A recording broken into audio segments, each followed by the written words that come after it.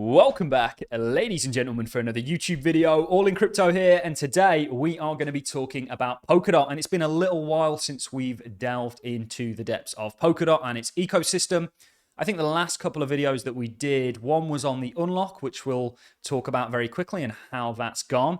When I'm talking about the unlock, of course, I am talking about the DOT that was bonded to facilitate, that was crowdfunded to facilitate some of the first parachains that launched on Polkadot. And I still can't believe that has been over 2 years since that happened, but a lot of that DOT has now been unbonded, and we have not seen the crash that was prophesized. And we actually speculated that the crash wasn't going to be likely in regards to Polkadot's price, because when you look at the participants of the parachain, or for the parachains, you were really talking about people that were very into DOT.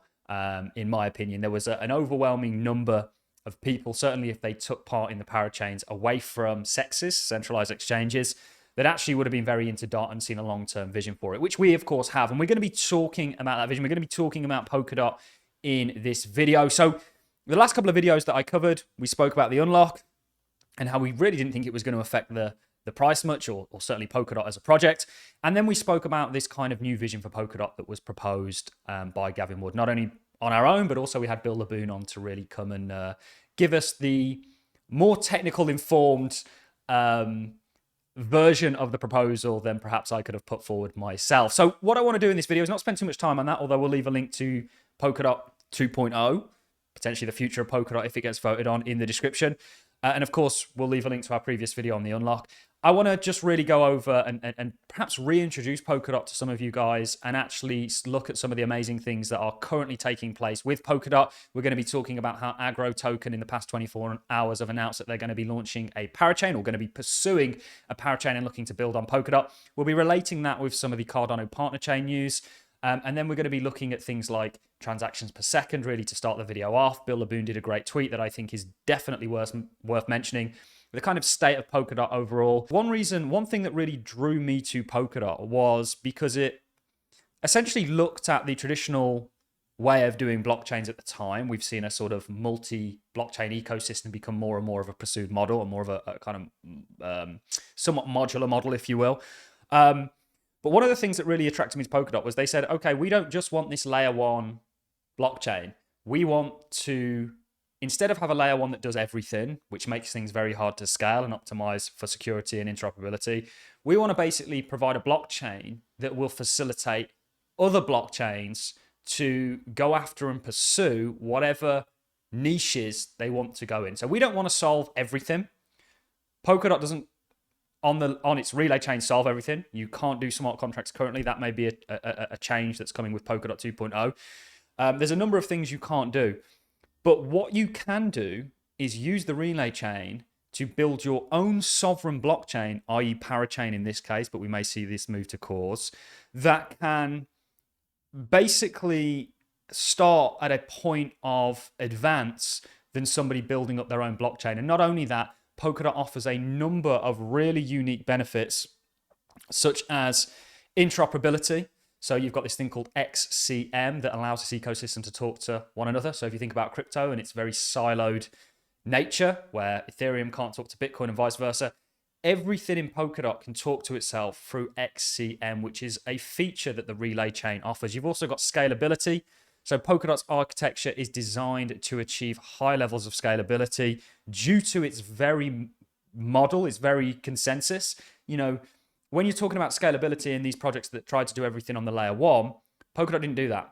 They said, if you want scalability, you can do that on your own chain. We're just going to provide you the security and interoperability. And theoretically, Polkadot, the more parachains or cores which they may become, the more scalability you inherently get. You know, you kind of want to think of these parachains. I know we're moving to cores, but they're kind of like cores in a computer, kind of like CPUs in a computer. You know, they have their own. The more of them you have, the more power you have. And that's kind of Polkadot as a whole, you know, explaining Polkadot's the computer. These parachains are the cores that are tasked to do their own weird and wonderful use cases. So that's something that we've always really liked about Polkadot. And I think this model is being more and more pursued from other cryptocurrency projects. And I believe that Polkadot was a real pioneer in this space. You have Cardano with Ouroboros, which was actually designed to do multiple different things. And actually the Cardano consensus Ouroboros and Polkadot's Babe are quite similar. There might be a bit of inspiration that was taken there. But Polkadot truly is amazing. And of course, security is a big one for people building on top of Polkadot. Shared security model, if you will. Cosmos Hub, this is something that they're going after at the moment. Polkadot's very much at the forefront of this. And actually, it makes Polkadot a pretty amazing place to build a blockchain because it offers all these unique differences. Now, this is a kind of almost rebranding of Polkadot, but we always like to go back to, because we think it quite well sums up Polkadot, the Polkadot sort of relay chain in the middle with all these, call them cores, call them parachains, that do all these weird and wonderful use cases. They can all talk to one another. They share security, so they can really focus and optimize for the use case at hand. This is a model that we think is going to be very successful, and we've seen be very successful. And with the likes of Agro token now looking to build and utilize this model, and Cardano, it's kind of a testimony to its success. And theoretically, again, and this is the big thing that people often misunderstand, when it comes to transactions per second, people get it wrong comparing Polkadot with other layer ones. It's not a layer. Is it a layer one? Is it not a layer one? Is it a layer zero? We're not going to really focus on that. But it's not a traditional layer one. It's essentially an entire ecosystem of blockchains that relies on the relay chain. And its scalability is almost infinite depending on the amount of cores, the amount of parachains, the amount of projects that the relay chain can facilitate. Bill Laboon, somebody we've interviewed twice now, did a great thread on this, which we're going to explore. And then we're going to dive into the news on Agro token. We're going to be relating to this to the Cardano news. And then we're going to be wrapping the video up. Let's dive into Bill Laboon's tweet. So Bill Laboon writes, how many transactions per second can Polkadot support? This depends a lot on your definition of what transaction is, or what a transaction is. But let's do a bit of a deep dive. This is a thread. Bill Laboon, by the way, guys, is somebody that is absolutely worth following. His Twitter is @BillLaboon. If we scroll down, you can see first defined transactions. Generally with Polkadot, we talk about extrinsics. This could mean anything from a tiny system remark, which essentially makes a comment, to a transfer of dot, to setting a runtime pre-image, which could flip up almost an entire block by itself. So we can define a transaction to be an extrinsic, but this isn't perfect. We could also define a transaction to be an event, basically something that happens on chain, such as conviction voting, delegation, balance, transfer, identity set, etc. One extrinsic could cause many events to take place, and you can even have a batch extrinsic, which batch numerous extrinsics in one, say 100 different transactions in one batch. Internally, we tend to use STPS, standard transactions per second, that is transfers of native tokens, e.g. dot between two existing accounts. But this isn't perfect either. TPS is a slippery measure. We absolutely agree with Bill there. You can measure transactions per second. Pretty much anything that takes place on a chain is a transaction per second.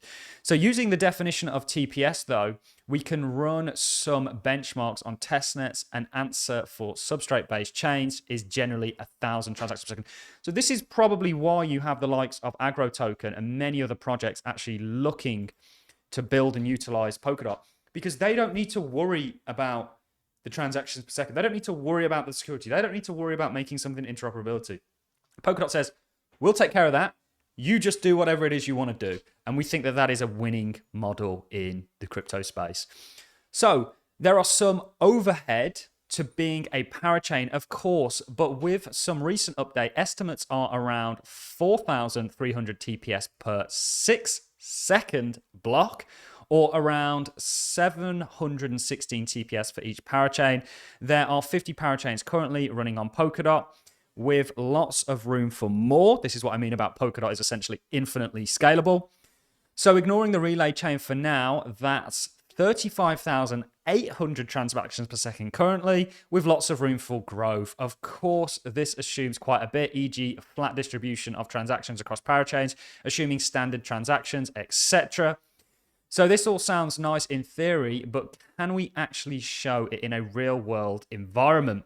with all that comes with it. Geographic dispersion, various hardware, network faults, etc. He then goes on to say, well, as far as I can tell, we have never needed to push things to absolute limits, yet maybe that would be a fun project. I don't know, that would be a pretty maybe anxiety-driven moment for lots, but Polkadot, I'm sure, can handle it. But we can see some pretty significant size blocks on Polkadot and Kusama with lots of transactions. On the Polkadot relay chain, we see block, he gives a number, had 1,695 extrinsics, leading to 14,888 separate events in 6 second blocks. That's 282 extrinsics per second, 2,480 events per second. Kusama's record, he then goes on to sort of show some of, and that's the thing we like about Bill. He's an evidence-based guy. Of course, it's important to remember that other things were happening in all these blocks besides transfers, and that's the main goal of the relay chain, is to really to secure parchains, not maximize TPS. This was a great thread, and it kind of backs up a lot of what we've just said in regards to Polkadot being infinitely scalable. This is one of many reasons why we think Polkadot is actually going to be a huge success and an obvious choice for people to build on top of. They offer far more than what you can do with building a dApp on another chain. They actually offer you your own chain where they take care really of the back end, a lot of the technical stuff. There's a lot of technical stuff that goes with parachains as well. That might be unfair to say, but they provide you with scalability. They provide you with throughput. They provide you with interoperability and security, and they say you do what you need to do. And this is going to make Polkadot a juggernaut, in our opinion. And talking about Polkadot and its capabilities, within the past 24 hours, we had the news of Agro token that has announced its plans to build a Polkadot parachain. Here's what it means for the next generation of agribusiness. So we have previously covered Agro token. We covered them, first of all, with their Santander partnership, and then we actually covered them when they were mentioned by the World Economic Forum in relation to their Santander partnership as in the light of non-fungible tokens. And this is the thing with blockchains, right? Right now, or distributed ledgers, you've got DAGs and all these cool things that are coming up. Right now, when it comes to blockchains, and I'm going to say this, it might annoy some people, there isn't any killer applications in the sense that they've been mass adopted just yet. That is still to come. And it only takes for Polkadot to have a few of its parachains, a few of its cores, if they end up being that, to actually gain or to facilitate those killer use cases, for the entire ecosystem to blow up and for a wealth of volume, a wealth of interaction to take place. And maybe something like Agro token is exactly that. So what is Agro token? We have covered this. They're essentially tokenizing agriculture and the supply chain of it and how it works. Talks about the use cases. It then goes on to talk about, as a parachain on Polkadot, Agro token, it guarantees secure on-chain transactions, full transparency from farm to token. It talks about Agro token and Visa to streamline the payment process. Agro token has teamed up with Visa. Together, they're developing a custom payment solution that aligns with the needs of both token holders and merchants. It talks about a collaboration with ecosystem. Agro token's open API welcomes collaborations with Polkadot ecosystem projects, encouraging diverse product development. Agro token is active in significant commodity markets like Argentina and Brazil, having tokenized over 120. So we have said that there's no killer use case yet. Yeah, some of them are there, some of them, and I think this is the interesting thing. Let me finish this before I talk about the interesting thing. It then goes on to expansion to the US plan for 2024. Agro token aims to redefine agro business from modern era. We have covered all this. We've looked at it. It's great news. This has actually been officially confirmed from Agro token. I know there was quite a few people in the Algorand community that were upset about this because it was originally built on Algorand. It may still exist on Algorand. We cover all chains. We recently interviewed John Wood, the CTO of Algorand, and we really thoroughly enjoyed having him on the show. We really like Algorand and what they're doing. We really like Polkadot. We're not a blockchain maximalist at all. We are a blockchain maximalist, but we're not an any one blockchain maximalist, if that makes sense. But The thing is as well with the potential upgrade for Polkadot or the new lease in direction is some of the killer applications that are coming to blockchain that are going to fundamentally change the world, and we're all going to be using blockchain in the world that we're moving towards, haven't even been built yet. Just like with the internet. And actually often it doesn't come from technical people, it comes from visionaries, entrepreneurs and things like this, that Polkadot is going to facilitate, in my opinion. And this model is gaining a lot of traction. Actually, to end on that note, we did see Cardano announce at the summit. We covered this in a lot more detail. The video did very well. Partner chains are coming to Cardano, and they actually cite Polkadot and their Babe protocol, which they say draws upon Ouroboros prowess, which I think is very well known. You know, we like Ouroboros, think it's an amazing protocol. And of course, we think Babe is also. They had announced basically Charles Hoskinson exposition at the Cardano Summit 2023 is the cumulative of over 5 years of research. IOG is drawing upon parity technologies. Bit of trivia here on Polkadot for you guys, and this is how long we've been sort of following Gavin Wood for. I believe parity technologies was called DevEth originally. I'm sure many of you didn't know that. A little bit of trivia there for you. So parity technology Substack, a proven open source modular framework as a base, extending it with trustless integrations to Cardano and contributing a set of composable substrate components known as pallets. IOG has shared common ground and a respect for the modular technology of Substrate team has developed, illustrating the Babe protocol draws upon Ouroboros prowess, validating a shared trust in fundamental research. So we absolutely love Polkadot. We think it's great news about Agro token. We think that we definitely need to do an update on the Algorand ecosystem. We've covered and actually interviewed many of the parachains. We need to perhaps do an overview of what's been taking place with some of those. Some of the parachains have partnered with some of the largest institutions in the world, and we're going to be, you know, whether it's a Star with Sony, whether it's Kilt with Deloitte, whether it's whoever it may be, we're definitely going to have to do an update on that. To close the video off, guys, currently we have Polkadot OpenGov, which has been met with quite a bit of controversy recently. We have just actually put forward a proposal for the Treasury. If you guys are participants in OpenGov, please do go and check out our proposal. Vote for it if you think, we're not telling you to vote for it because you like us. Vote for it if you can see the value in it. And on that note, I'm going to love and leave you. If you've enjoyed the content, like us, appreciate it. So as a comment, don't forget to subscribe and stay tuned to the channel for more Polkadot updates. Thanks for watching. See you in the next.